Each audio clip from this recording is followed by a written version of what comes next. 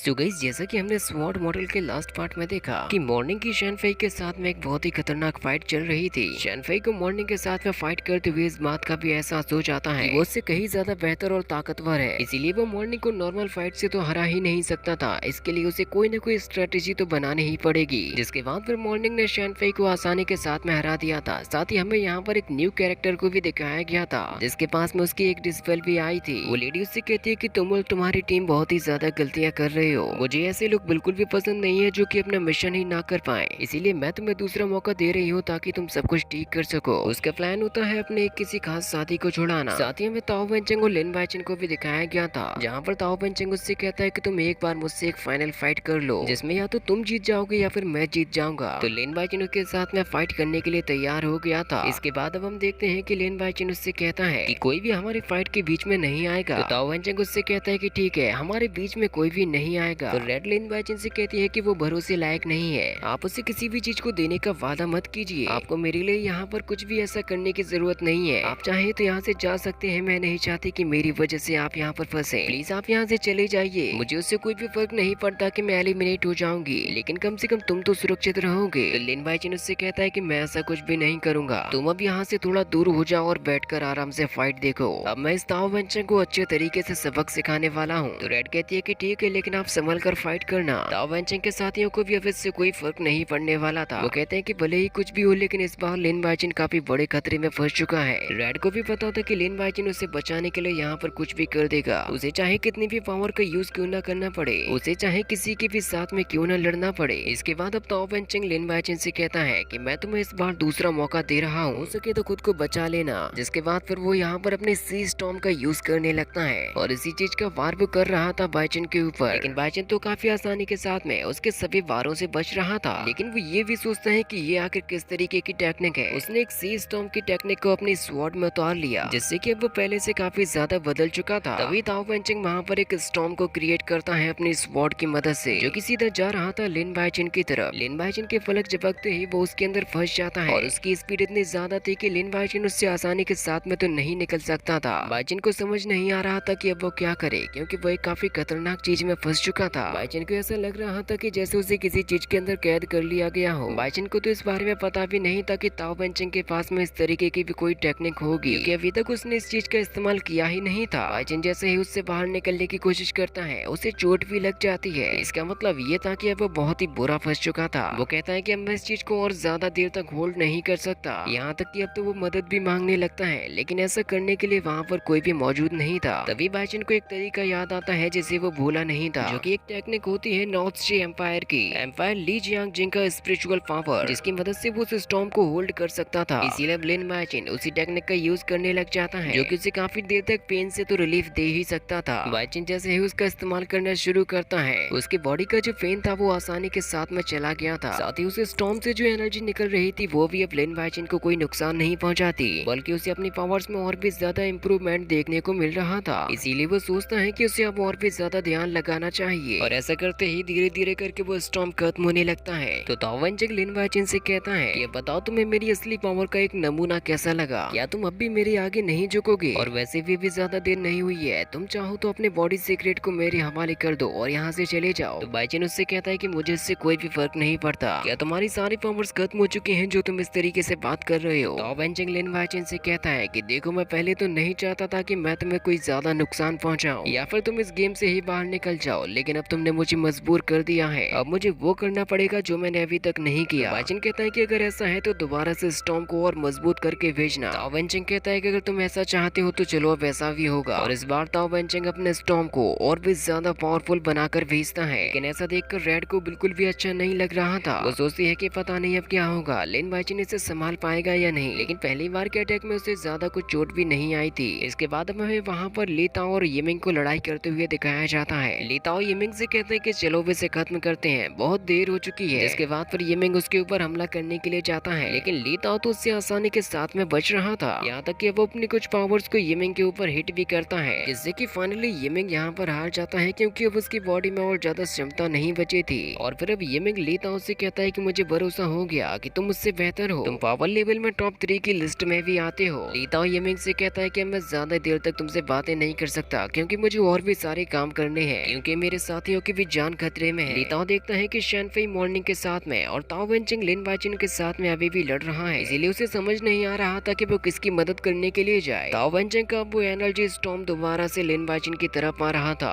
लेकिन लिन बाइचिन फिर भी ली ताओ से कहता है कि तुम्हें सबसे पहले जाकर रेड को बचा लेना चाहिए, क्योंकि मैं यहाँ पर इसको संभाल लूंगा, इसीलिए तुम सबसे पहले जाकर रेड को बचा कर ले जाओ। लेकिन वो खुद ही वहाँ पर स्टॉर्म में दोबारा से फंस जाता है। रेड कहते हैं कि इतनी खतरनाक सिचुएशन में भी लिन बाइचिन को मेरी पहले चिंता हो रही है कि वो मुझे यहाँ से निकालना चाहता है। लिन बाइचिन को उसकी हमेशा ही फिक्र बनी रहती है। रेड सोचती है कि लिन बाइचिन ही उसके लिए सबसे बेहतर है, लेकिन ली ताओ वहाँ पर सबसे पहले जा रहा था मॉर्निंग की मदद करने के लिए। तो लिन बाइचिन कहता है कि मैंने तुमसे जो कहा था वो तो तुमने सुना ही नहीं, क्योंकि मॉर्निंग तो उसे आसानी के साथ में संभाल ही सकती थी, तुम मुझे किसी भी काम के नजर नहीं आते। लेकिन तभी वहाँ पर अचानक से ही ली ताओ आकर गिरता है, जैसे कि उसे एक बहुत ही खतरनाक पावर का शॉक लगा हो। बाइचिन कहता है कि आखिर क्या हुआ, तुम यहाँ पर क्या कर रहे हो? तुम तो वहाँ पर मॉर्निंग को बचाने के लिए गए थे, लेकिन क्या हुआ? बाइचिन देखता है कि ली ताओ की स्वॉर्ड में से ब्लड टपक रहा है, यानी कि उसने किसी न किसी पर तो वार किया ही होगा। तभी वहाँ पर मॉर्निंग आ जाती है, जिसकी बहुत ही बुरी हालत हो चुकी थी, उसके हाथों से काफी ज्यादा खून बह रहा था। बाकी ऐसा कैसे हुआ, मॉर्निंग को चोट किसने पहुंचाई, इसके बारे में हमें नेक्स्ट पार्ट में पता चलेगा, जो कि अभी थोड़ी ही देर बाद आने वाला है। स्वॉर्ड मॉडल के जितने भी पार्ट्स डिलीट हो चुके हैं वो सभी के सभी हमारे इस वाले न्यू चैनल पर आएंगे, तो आप जल्दी से जाकर उसको सब्सक्राइब कर लीजिए।